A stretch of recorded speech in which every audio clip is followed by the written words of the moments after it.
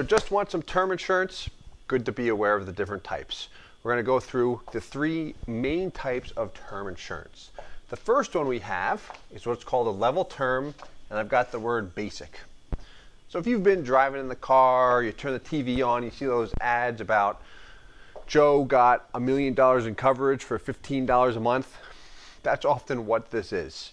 All right, this is a level term, often for 10 years, anywhere up to 30 years, where if I buy a $1 million policy and my premium is $1,000 a year, what's going to happen is for the length of that term, let's say it's 30 years, I'm going to pay $1,000 a year for 30 years, provided I continue to make that premium payment.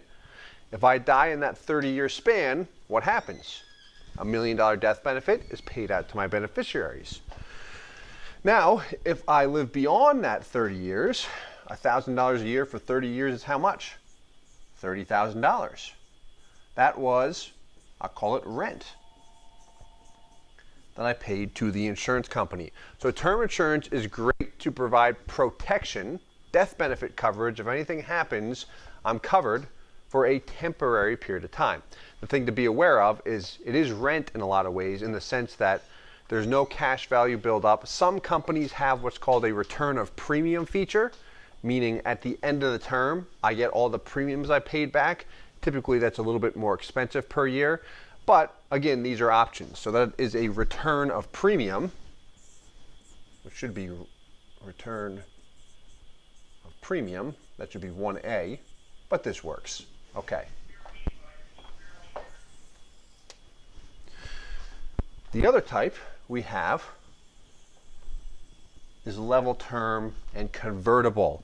So what this means is if I want a whole life insurance policy, a cash value life insurance policy through MassMutual, Guardian, whatever company it might be, but I'm not ready to do it right now, I can take out a convertible term, maybe it's 10 years, 20 years, however long it is, and for the term of that policy, if it's a 20-year term, I can convert that policy to whole life. I can customize it in the same way with the term rider, design it for maximum cash value, but when I convert it, there's no medical underwriting at all. That's the nice feature. For example, if I have a $1 million term policy and 5 years into it, I say, okay, I came into some money, I want to convert this to whole life. What happens is I just have to let the insurance company know I want to flip it over to whole life. I custom design it however I want, in the sense that I determine how much of my money goes towards insurance premium, how much of my money goes into cash, and I've got a high cash value life insurance policy.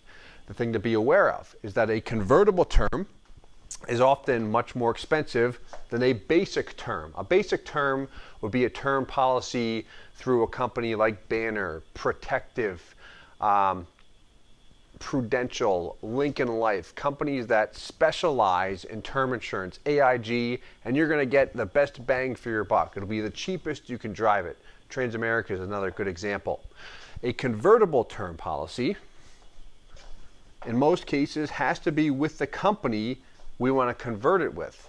So if I say 10 years from now, I want a whole life policy with MassMutual, with New York Life, Guardian, whoever, and I'm healthy as can be right now, what this does is it allows me to take that policy out, locks in my health today, and when I convert it 5 years, 10 years down the road, whenever, it's based off my health today when I took that term policy out. Now, the premiums I paid in already, so if I'm going to convert it 5 years down the road, going back to this example, that was rent. Those are still gone. That's what's important to be aware of. The purpose to a convertible term policy really is to lock in my insurability. So now my health rating set in stone. When I convert it, if I am ill, right, I've got a chronic illness, a serious health problem occurred, doesn't matter. The purpose of the convertible term is I locked in my insurability when I took that policy out. It does have to be converted during the term of the policy.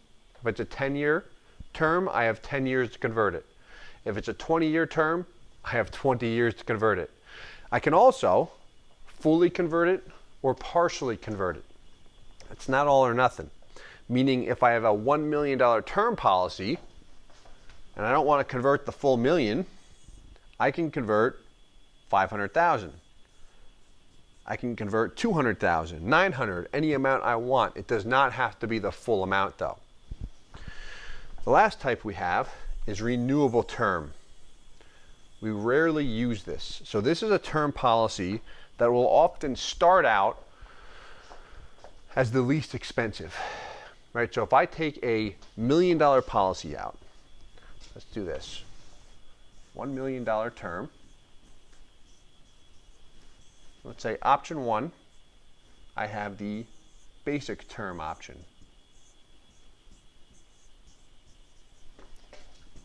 Let's say it's 20 years.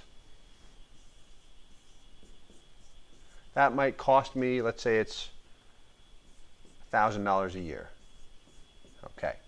Option 2, we're going to assume I have the convertible term. So this gives me the option to flip this over to whole life at any point in time.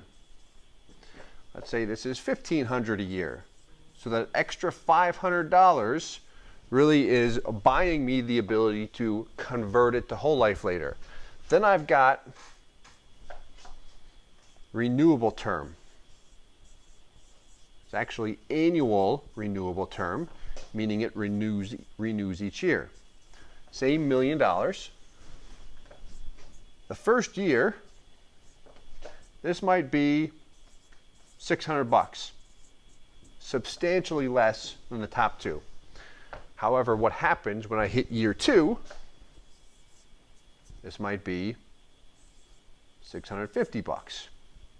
Year 3, it might be $730. What happens is every year, no matter what, the actual price of that policy, that premium will increase. So when these policies would technically make sense, if I have a very short-term need, I can't foresee how long it'll be, but maybe it's only 2 or 3 years, I can obtain coverage at a very low rate. This often is convertible. I can convert it to whole life. The main thing we don't like about it is that the premium is not guaranteed to be level. It's guaranteed to go up each year. So in the event I need it for a long time, we're going to run into a little bit of an issue in the sense my premiums are going to keep going up. So those are the 3 main types of term insurance. We also have term riders, but that's technically a part of a whole life policy. Hopefully you find this material helpful.